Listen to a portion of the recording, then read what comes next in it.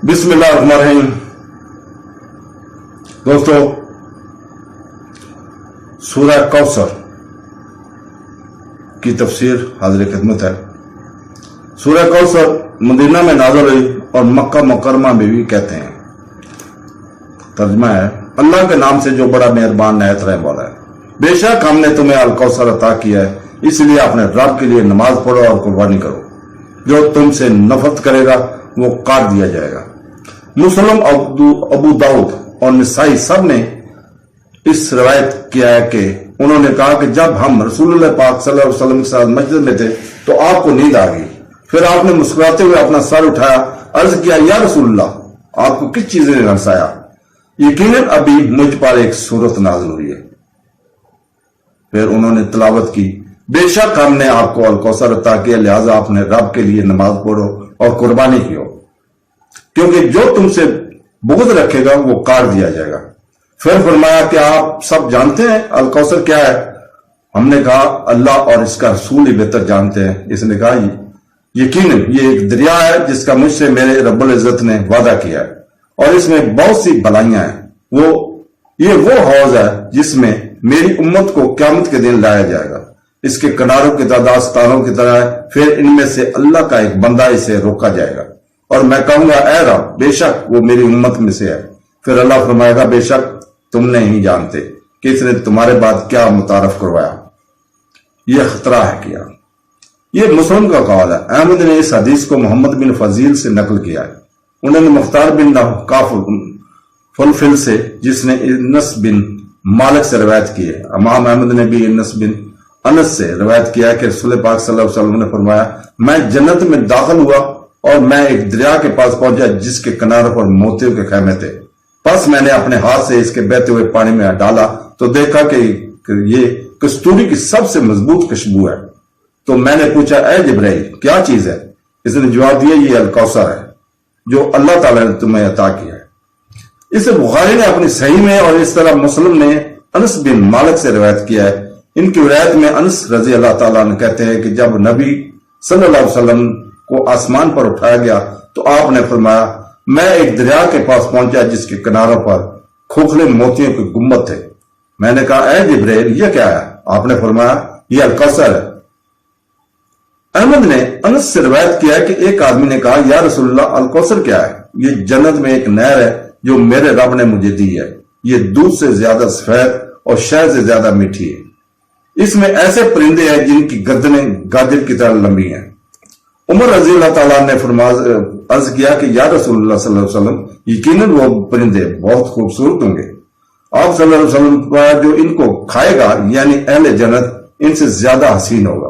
اے عمر، بخاری نے سعید بن جبیر سے نقل کیا کہ ابن عباس نے الکوثر میں کہا کہ یہ وہ بھلائی ہے جو اللہ تعالیٰ نے آپ صلی اللہ علیہ وسلم کو دی تھی۔ ابو بشر نے کہا کہ میں نے سعید بن جبیر سے کہا بے شک لوگ دعویٰ کر رہے ہیں کہ یہ جنت میں ایک نہر ہے۔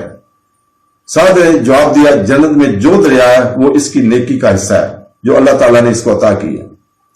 بخاری نے سعید بن جبیر سے یہ بھی نقل کیا ہے کہ ابن عباس نے کہا کہ الکوثر بہت زیادہ نیکی ہے۔ اسے تفسیر میں دریا اور دیگر چیزیں بھی شامل ہیں، کیونکہ لفظ الکوثر لفظ کثرہ سے آیا ہے، کثرت، اور اس کوثر کا لغوی معنی خیر کی کثرت ہے، پس اس نیکی سے دریا جنت میں آئے۔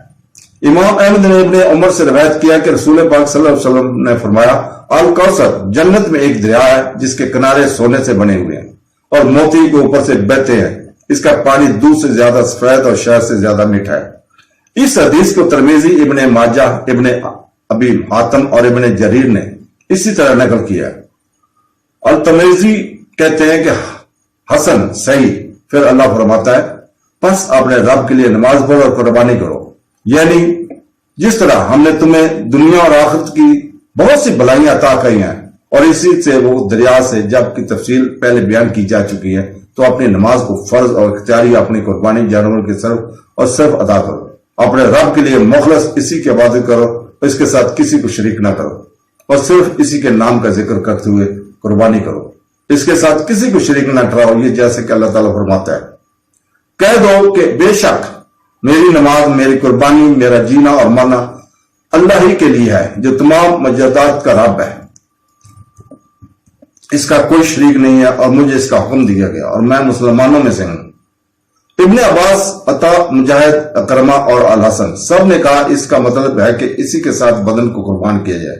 ربی، عطا، الخرسانی، حکم، اسماعیل بن ابی خالد اور دیگر سلف نے بھی یہی کہا ہے۔ اللہ کے سوا اور کسی کے نام کے علاوہ قربانی کرنا، اللہ تعالیٰ فرماتا ہے جس پر اللہ کا نام نہ لیا گیا ہو اسے مت کھاؤ، بے شک یہ فسق ہے۔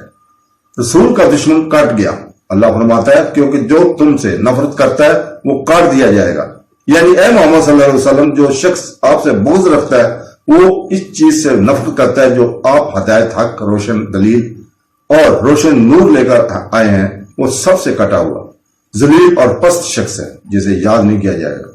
ابن عباس، مجاہد، سعید بن جبیر اور قتادہ سب نے کہا کہ یہ آیت آس بن وائل کے بارے میں نازل ہوئی ہے، اسے چھوڑ دو کیونکہ وہ ایک ایسا آدمی ہے جس کی کوئی اولاد نہیں، بس جب وہ مر جائے گا تو اسے یاد نہیں کیا جائے گا۔ چنانچہ اللہ تعالیٰ نے یہ سورہ نازل فرمائی۔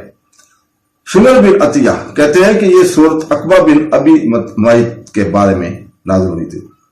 ابن عباس اور مکر اکرمہ دونوں نے کہا کہ یہ سورہ کعب بن اشرف اور کفار قریش کے ایک گروہ کے بارے میں نازل ہوئی ہے۔ البزار نے بیان کیا کہ ابن عباس رضی اللہ تعالیٰ نے کہا کہ کعب بن اشرف نے مکہ آیا تو قریش نے ان سے کہا کہ تم ان لوگوں کے سردار ہو، اس بے وقت آدمی کے بارے میں تمہارا کیا خیال ہے؟ اس کا دعویٰ ہے کہ وہ ہم سے بہتر ہے، جبکہ ہم زیارت گاہ کے لوگ، نگہبان خانہ کعبہ اور حجاج کو پانی فراہم کرنے والے لوگ ہیں۔ اس نے جواب دیا تم سب سے بہتر ہو، تو اللہ تعالیٰ نے تم نازل فرمایا کیونکہ جو تم سے نفرت کرتا ہے وہ کاٹ دیا جائے گا۔ البزار نے اس واقعے کو اس طرح درج کیا اور اس کی سند صحیح ہے۔ عطا رضی اللہ تعالیٰ عنہ سے روایت کیا کہ اس سورت ابو لہب کے بارے میں نازل ہوئی جب رسول پاک صلی اللہ علیہ وسلم کا ایک بیٹا فوت ہو گیا۔ ابو لہب مشرکوں کے پاس گیا اور کہا کہ آج رات محمد صلی اللہ علیہ وسلم کاٹ دیا گیا ہے، تو اس بارے میں اللہ تعالیٰ نے فرمایا کیونکہ جو تم سے نفرت کرتا ہے وہ کاٹ دیا جائے گا۔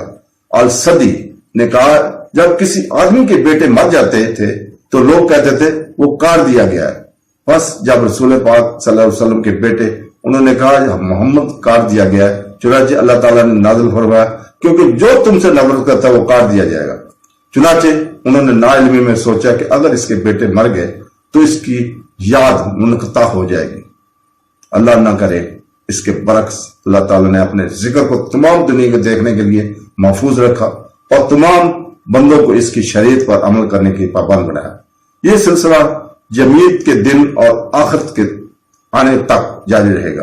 اللہ تعالیٰ کی رحمتیں اور اس کی رحمتیں قیامت تک قائم رہیں، آمین۔ یہ سورہ الکوثر کی تفسیر کا اختتام ہے اور تمام تعریفیں اللہ کے لیے۔